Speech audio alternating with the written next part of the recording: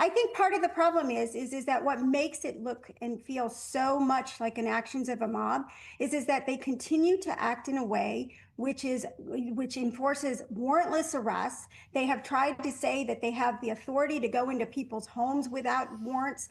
They basically said the Fourth Amendment does not apply to them. And with respect, I just don't think that's a good look for the government. And it's certainly not inconsistent with what the Constitution allows.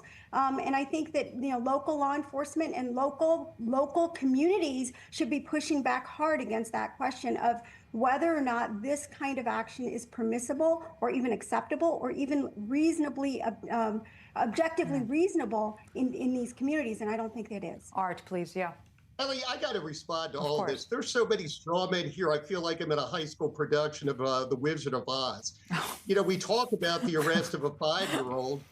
There's actually a discussion as to whether or not that 5-year-old was abandoned by his father. When we talk about warrantless arrest, counsel, you know that warrantless arrests are permitted under the Fourth Amendment, and they're permitted under the Immigration and Nationality Act. We throw these words around like they're shibboleth, like, they're scare words that they mean things. In reality, they all have legal terms, and they're all legally appropriate when they are done appropriately, which, again, is why we have courts. It's why we have congressional oversight. We have a government accountability office. We have 7 different committees of jurisdiction. We have an active press. And unfortunately, I think a lot of that active press, as more than a few people today, are taking one side of this issue rather than looking at immigration enforcement. This is a simple issue. If Minnesota were to allow ICE into its jails, none of this would be going on. ICE doesn't want to be out in the streets in minus 16-degree weather looking for people. They don't.